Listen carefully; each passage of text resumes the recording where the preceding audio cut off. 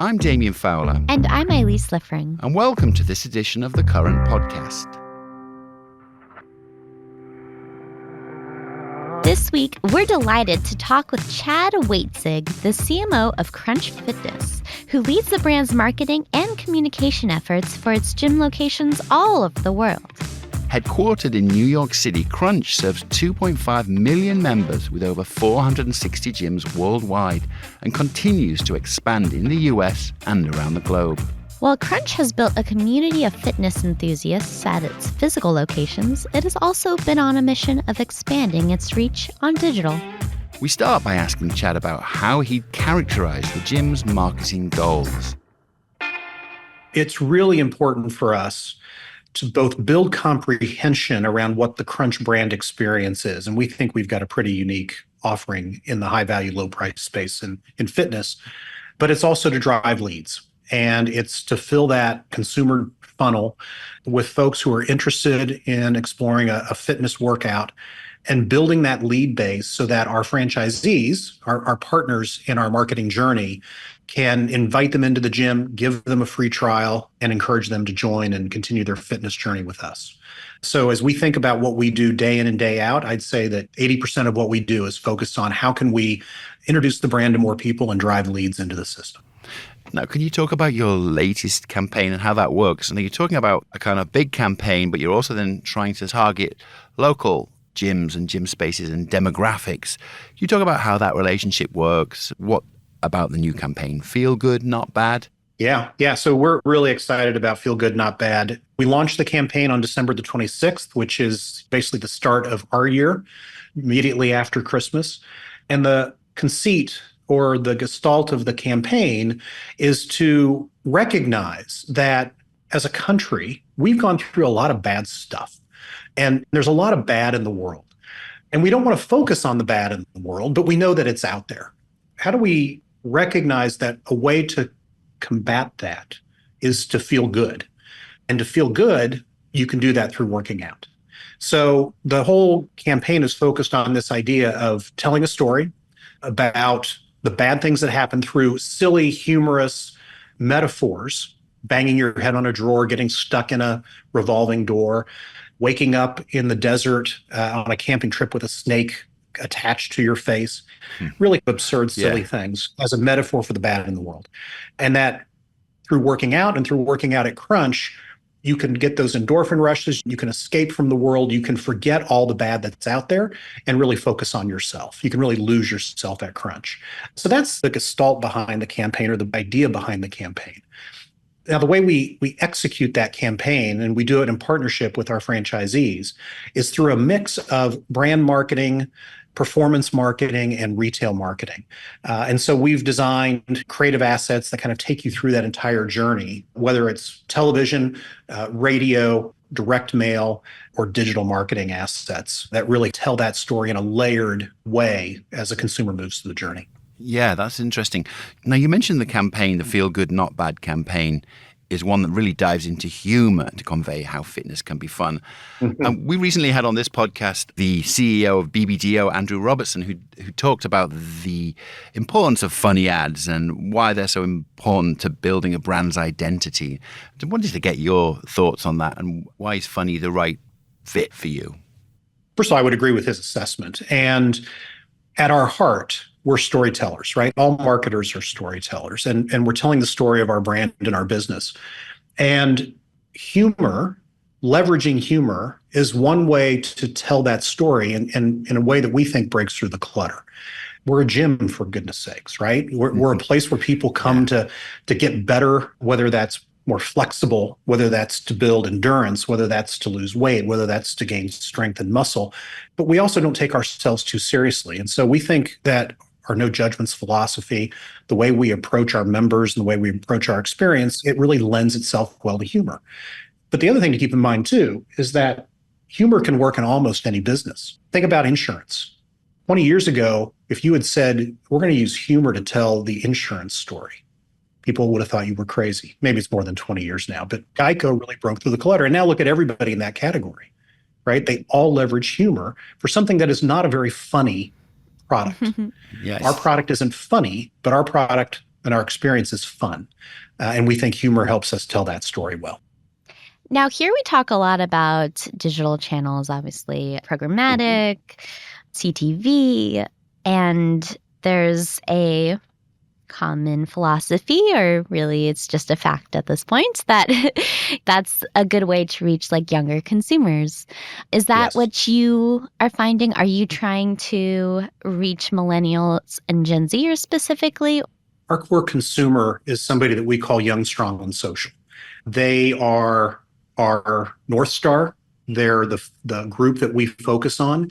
For Crunch, about a quarter of our member base is made up of people 18 to 24. About a third of our member base are members 25 to 34. So the majority of our members are in that 18 to 34 age range, and that's our young, strong, and social group. Now, we have campaigns available for our network to target seniors, active seniors, boomers, Gen Xers like me. But really our focus is on the 18 to 34. And we do find that digital media channels are really the best way to reach that audience, right? They, by and large, they're not cable TV subscribers. They watch a lot of YouTube. They're on social media. We find that one of the best ways for us to build awareness is either through CTV or through YouTube. And those are the two channels where we are dominant. And I know you've also spoken about TV itself too a little bit. How has like this omni-channel like approach really benefited your brand? Yeah, for us, it's been a journey. Today, we've got 460 gyms and about 2.7 million members, and we're celebrating our 35th anniversary, but we're still a small business. When I joined Crunch 7 years ago, we had about 125 locations, and obviously we were significantly smaller. So our dollars, we had to make a strategic choice back then. And our strategic choice was to invest in performance marketing almost exclusively at the expense of brand marketing. Now that we've grown and now that we're bigger and we have the resources available to us, the critical mass, we have found that the omni-channel approach for us has paid off in spades. Our brand awareness has tripled in the last 3 years. Whether that's aided or unaided. And we find that then drives more consumers to consider us. Our consideration is higher, which then leads to greater lead production and greater sales. And brand doesn't do it alone. Our franchisees play a big role in that. But if we had not made that strategic shift to really focus on the omni-channel, I don't think our results would be as strong as they are today. And today, are you mostly now looking at consumer retention or luring new members to join? It does seem, we talk a lot about like streaming wars, but it does seem like there's quite a lot of gym wars out there now. Yeah, the fitness industry is really an interesting one. It is competitive.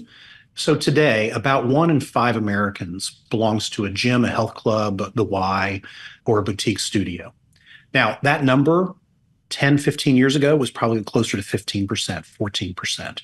The category itself is growing. So when Crunch wins, the whole category wins.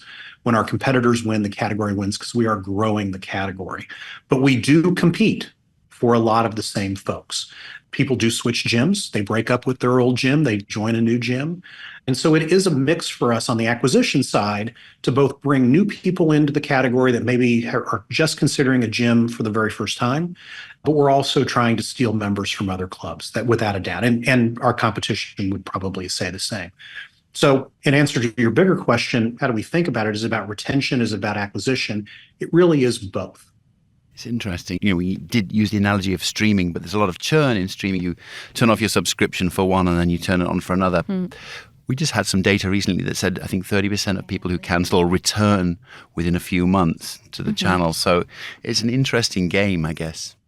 I would just build on that, our former members are one of our biggest sources of leads.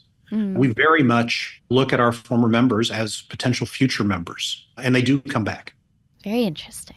Yeah, and speaking of streaming, Crunch has its Crunch Plus platform, and I know this was a big kind of trend overall, no matter what category you're in, during COVID and everything, was to go digital, make sure your product is available where the people were, which is their living rooms at home. That's right. And now it's a little more than a year old, and it built on what you had before, which is Crunch Live. Can you Yep. tell us how this has been performing and how you would describe the divide between people going in person to the gym and potentially those working out at home now? Yeah, really great question. So you're right. We launched Crunch Plus about a year ago, and we retired an old platform that we had that was called Crunch Live. Crunch Live, we were the first big box gym to have our own streaming workout product. It launched way back in 2013, and it was browser based only. During COVID, we saw our daily usage increase tenfold with a fairly limited library of workouts. And so we clearly, realized that we needed to reintroduce our streaming product, and that's how we got to Crunch Plus. So now Crunch Plus is available on just about every streaming device, and we couldn't be more pleased with where we are today versus our launch. And just this year alone versus where we finished in December of last year, our user base on the platform is up 47%. We have over 600 workouts available, and the goal is to add one workout a day, either through live streaming or through pre-recorded content to the library.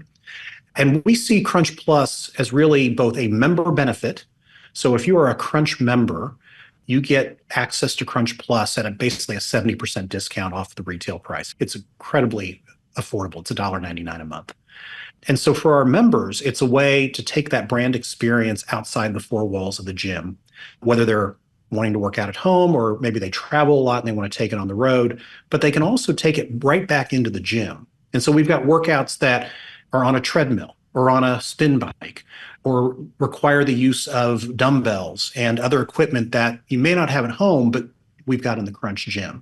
And so we've really created this hybrid workout environment between in-person in the gym and virtual on Crunch Plus.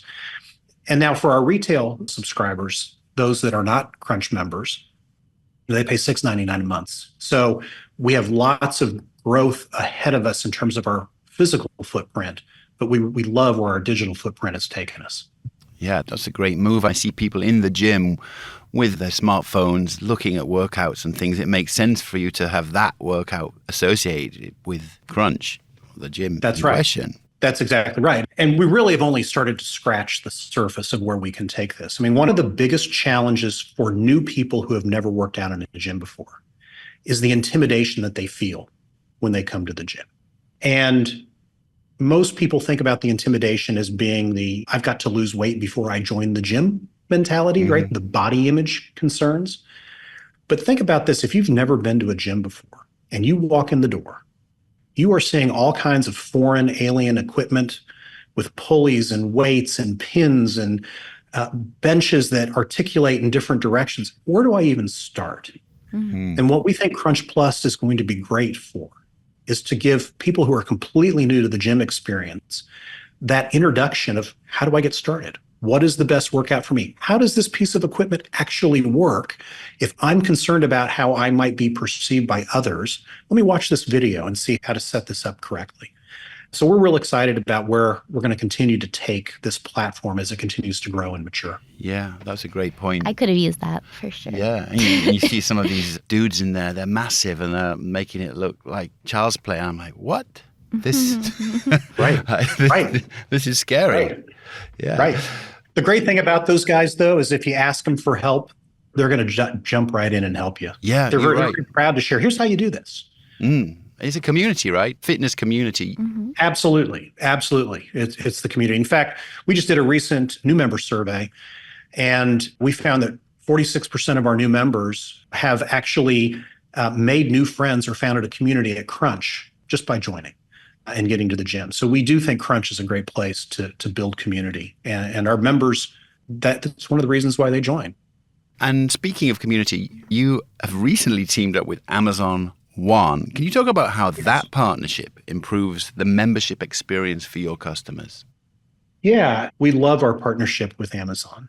It has gone really well. And they've been, as you can imagine, they're one of the largest companies in the world. They are very sophisticated in what they do, and they've been a great partner to work with. For those listeners that aren't familiar with the Amazon One product, it is a biometric device that reads basically the palm of your hand. It is a touchless device. You basically hover your palm over their reader and it identifies you uniquely. So apparently the palm of your hand is as unique as your fingerprint or your retina. And Amazon has piloted this in, I believe it's being rolled out in Whole Foods. I believe they have a partnership with Panera, and then they were piloting it in their own C-store concept for a while. We got together with Amazon to really be the first to bring it to the fitness environment. And the initial application or use case is to validate a member's entry into the gym. And what we found is, I think, a couple of things. There's a back office business case which reduces fraud for us. Mm-hmm. So we don't have members sharing their key tag with their barcode with friends, right? Because now I only can get in with my palm. So that reduces that concern. But from the perspective of our members, it shows that we're progressive, we're forward thinking, we've got the latest technology and we're bringing that into the environment. And we've seen adoption close to 80% in the locations where we've rolled it out. There are some folks that are still concerned about having their biometric data read by Amazon, and we respect that. And we'll still have the old way of scanning barcodes at the front desk. But for the vast majority of our members, it allows them to get into the gym quickly and get right to their workout. That is fascinating. I actually didn't know about Amazon One. Yeah. If you have a Whole Foods near you, next time you go to a Whole Foods, see if they've got it. It's how I check out at Whole Foods. It is faster than even Apple Pay and Google Pay, I found. Wow. And I think it's a pretty great service. You know, in general, when it comes to partnerships, how important are those kind of brand partnerships for the Crunch? They're really important. And, you know, you can think about partnerships for us, at least. We think about it on a couple of different levels. One is this kind of big strategic capability enhancing partnership, which we have with Amazon. And we've got obviously have partnerships with some of the best equipment manufacturers in the fitness space, right? Whether that's through Life Fitness or TRX or the other brands in the space. And we look at that as a way to enhance our member experience. We've got a really talented member experience team headed up by our Chief Experience Officer, Molly Long. And Molly and her team are thinking about ways that they can bring these kind of big brand partnerships that are enablers to bear on the member experience. But on the marketing side, we also look at brand partnerships as a way to enhance your existing membership. So we do partnerships where we provide our members access to Crunch-only discounts. So we have one right now with Crocs, where members can get a discount on Crocs shoes. That's proving to be very popular. And we like to think that because it is a membership, you are part of a community, you are part of a gym, you are part of a club. If we can give value back to that member, it only makes that membership more valuable to them. So for us, those brand partnerships are super important. We want to talk about first-party data, of course, yes. And we want to talk about that and how that informs some of your campaigns. And we assume, given that you have this great membership, global membership, it's not necessarily an issue for Crunch, but how do you go about leveraging that first-party data to inform your marketing efforts? So obviously our first-party data, even more so today than in years past, is important to us. And being able to leverage that data is an important part of what we do, both on the brand marketing side, but also we work with our franchise partners for them to execute on their local marketing side. Our media agency of record is USIM, and through USIM, we have an identity resolution initiative with TransUnion, where we enrich our first-party data anonymously with the TransUnion data, and we use that for audience building, lookalike audience building, former member audience building, et cetera, et cetera. And a lot of that is used through programmatic. It informs what we do in terms of our targeting. The way in which we've structured our media approach, brand marketing happens through the Crunch marketing team. We also pick up search on behalf of our network, just given the complexities of search and the ever-changing approach to paid search. We feel like we're in a better position to manage that on behalf of our franchisees than asking our franchisees to do that. Really, everything in between is through our franchise partners. And we have 4 brand-approved agencies that they can choose to work with. And we work with them to make sure that they have access to first-party data so that they can also enrich that data and do first-party audience building, et cetera. So for us, it's a critical component of what we do.